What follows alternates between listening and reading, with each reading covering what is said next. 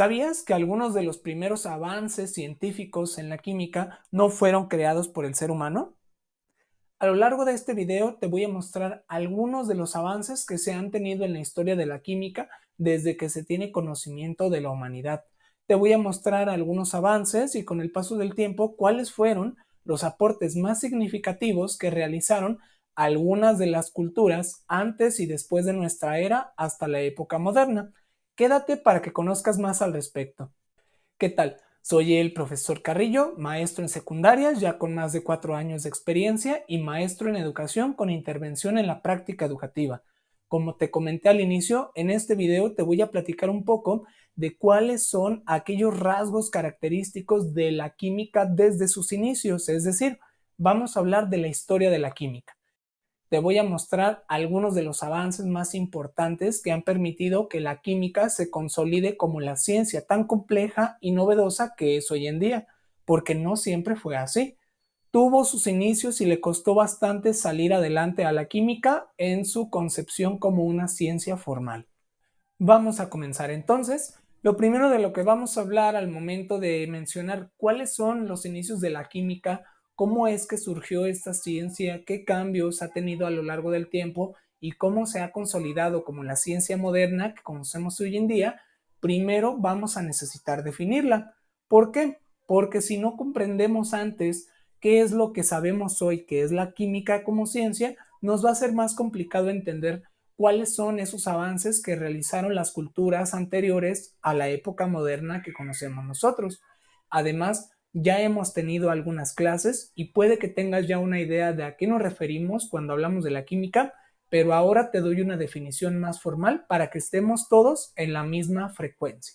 La química es entonces la ciencia que estudia la materia, su composición, estructura, propiedades y su relación con la energía, así como también los cambios que pueden ocurrir en ella. Quiere decir que la química estudia todo lo que existe a nuestro alrededor, su composición, sus características, pero también sus cambios. La química estudia cómo puede cambiar la materia. Vamos a empezar a revisar algunos avances científicos que tuvieron las diferentes culturas a lo largo de los años. Vamos a empezar primero con la época prehistórica, donde estaba el hombre de las cavernas. Como te podrás imaginar, el hombre de las cavernas no tenía un conocimiento formal de las ciencias y tampoco es que se preocupara demasiado por ello. Le importaba más la supervivencia de su especie. Es por ello que cuando se realizaron los primeros conocimientos científicos no fueron inventados por el ser humano, sino que fueron descubiertos. Y te estoy hablando del fuego. El fuego es el primer avance y el primer conocimiento científico como tal y químico de la prehistoria. El ser humano no lo inventó, primero lo descubrió y a partir de su descubrimiento comenzó a utilizarlo de diversas maneras, ya sea como una fuente de calor y como para intentar cocinar sus alimentos. Pero el ser humano aún no conocía cómo crearlo. Fue hasta mucho tiempo después de su interacción con el fuego, a partir de su descubrimiento, que entendió diversas maneras de poder crearlo y ahora sí consolidar uno de los primeros conocimientos científicos y químicos de toda la historia. Otro de los hechos más importantes de la prehistoria es la utilización de diversos materiales para la fabricación de herramientas, generalmente para la cacería. El ser humano utilizó diversos minerales a lo largo de las épocas de acuerdo con su disponibilidad. Utilizaban los recursos que tenían a su disposición. A partir de ello se definieron tres eras o tres épocas de acuerdo a los materiales que utilizó el ser humano. La primera fue la edad de piedra, la segunda la edad de bronce y la tercera la edad de hierro, cada una marcada por el tipo de minerales y metales que utilizaban los seres humanos para crear sus herramientas. Continuando, hablaríamos de otra cultura que también ha sido muy marcada por el conocimiento científico y químico. Estamos hablando de los egipcios. Esta fue una cultura también bastante curiosa, ya que se encargó de diseñar técnicas químicas para conservar los cuerpos de las personas más importantes cuando fallecían. Este proceso se llama embalsamamiento y nosotros lo podemos ver hoy en día cuando en las noticias aparecen momias o sarcófagos de allá de Egipto y nos damos cuenta que tienen miles de años de antigüedad y están conservadas en bastante buena condición. Los egipcios se encargaron de estudiar cuáles eran esas técnicas y sustancias químicas adecuadas para que el cuerpo y los tejidos de los seres humanos se degradaran de manera muy lenta, de forma que pudiera preservar su forma física para lo que ellos pensaban que era la vida después de la muerte. Otros aspectos importantes donde destacaron los egipcios es en la fabricación de tintes, pinturas y pigmentos, ya sea para el adorno o dejar mensajes en las paredes, así como en los sarcófagos o en las personas que vivían en aquella época. Era algo bastante común el uso de distintos colores y pigmentos en la población egipcia. Por último, otro aspecto bastante importante y bastante notorio, pues son las construcciones egipcias. Claro que también tiene que ver la química en la manera en que se construyeron esos bloques gigantes para construir las pirámides, aunque hay algunas personas que creen que esto fue obra de personas fuera de este planeta. Tú dime qué piensas. Y ahora continuando, vamos a hablar de una cultura que también fue bastante marcada por el conocimiento científico y químico de la materia. Hablaríamos de los griegos. En esta época hubieron bastantes personas griegas que se dedicaron al estudio de la materia.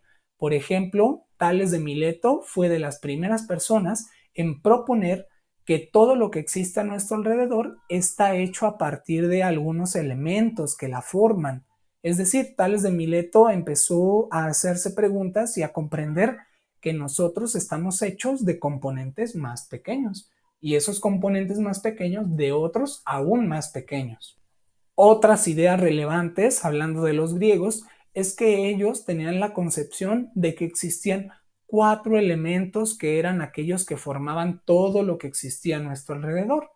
Por ejemplo, el aire, el agua, la tierra y el fuego, como el avatar. Los griegos tenían una concepción de que estos elementos eran los formadores y dadores de vida. Claro que había algunas excepciones, había algunos que agregaban o quitaban o modificaban alguno de estos elementos, pero quiero mencionar a dos personas en particular. El primero, Aristóteles.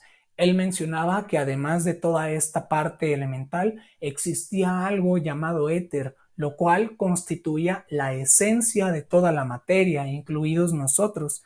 Yo lo comparo con lo que hoy en día conocemos como el alma. Y otra persona que me gusta mucho mencionar y que tiene toda la relevancia en este tema de la química es Demócrito, ya que esta persona fue también de las pioneras en establecer que todo está formado de cosas muy pequeñas. Inclusive él les puso un nombre. Demócrito les puso el nombre de partículas. Creo que te suena, ¿verdad? Fue Demócrito quien se encargó de atribuir este nombre y además él hizo el concepto del átomo. Él, sin ser un científico, porque era más bien un filósofo, empezó a crear algunas conjeturas en su mente sobre cómo, bajo su perspectiva, funcionaba la materia. Sabemos de manera muy clara que los griegos eran grandes pensadores y todavía hoy en día son bastante reconocidos por todos sus logros científicos. Continuando, vamos a hablar también de una época bastante peculiar y bastante enigmática que le gusta a muchas personas, y estamos hablando de la época de los alquimistas. Por si no los habías escuchado, te platico un poco de ellos. Los alquimistas fueron personas que comenzaron a estudiar el comportamiento de la materia de forma un poco más minuciosa.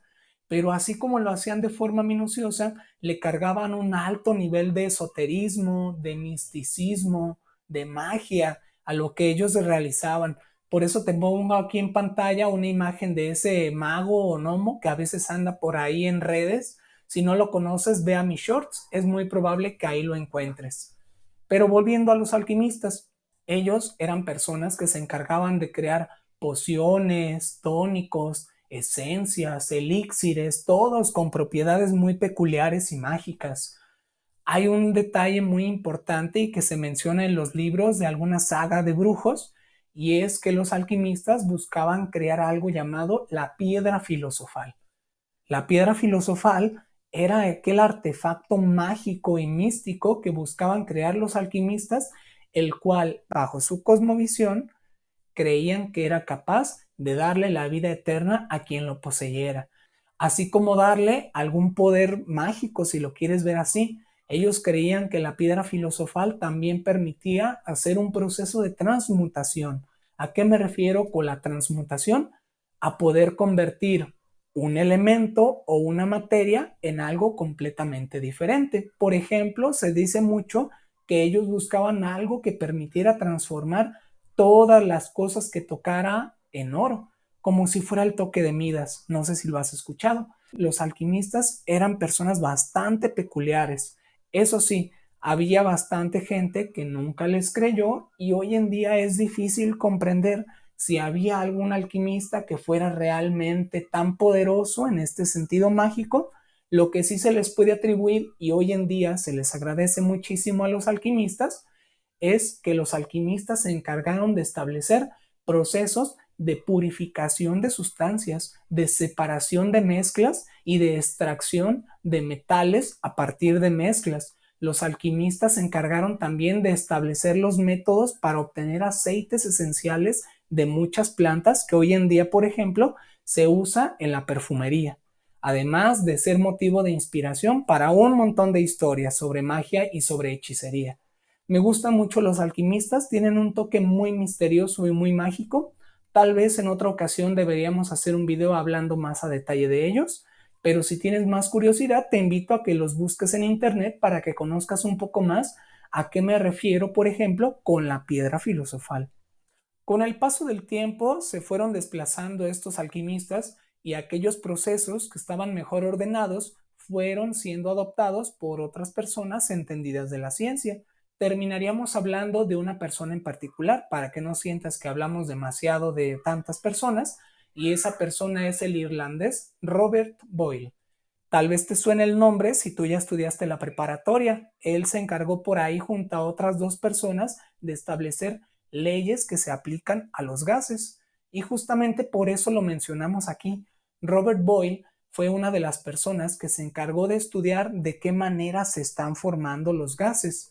Y él estableció que estos están formados a partir de partículas que se mueven de un lado a otro constantemente y que estos se pueden comprimir al reducir el espacio alrededor de estas partículas, creando así lo que conocemos como la teoría cinética o corpuscular de la materia. ¿Qué quiere decir esto? Pues que la materia está formada por partículas que se mueven de un lado a otro. Robert Boyle fue pionero en la creación de este tipo de máquinas para comprimir gases o también en el desarrollo de pistones, así como de procesos de combustión, cuando se hace combustionar un gas, vaya, producir una flama, si lo quieres ver así. También otro de los logros de Robert Boyle fue definir de manera formal qué es un elemento, que es aquella porción de la materia que ya no se puede dividir en otra más elemental, y que son los elementos los que se pueden mezclar para crear algo llamado compuestos. Robert Boyle, digamos que creó un antes y un después a cómo se estudiaba la química, porque antes de él todavía había procesos bastante desordenados. Eso sí, Robert Boyle no fue el único y no fue el último. La ciencia continuó llevando un paso a paso en su composición. Casi para terminar, quiero que hagamos una pequeña reflexión. ¿Te has dado cuenta de los distintos hechos e hitos históricos que te he platicado y que han permitido a la ciencia modificarse a sí misma y evolucionar con el paso del tiempo? Quiero que te fijes que la química no es una ciencia estática, es una ciencia que está en constante cambio y se reinventa a sí misma. Todo lo que tenemos hoy en día, gracias al conocimiento científico y de la química, no está aquí desde siempre, se ha formado a lo largo de los años y con las acciones de diversas personas interesadas en crear, cambiar e innovar.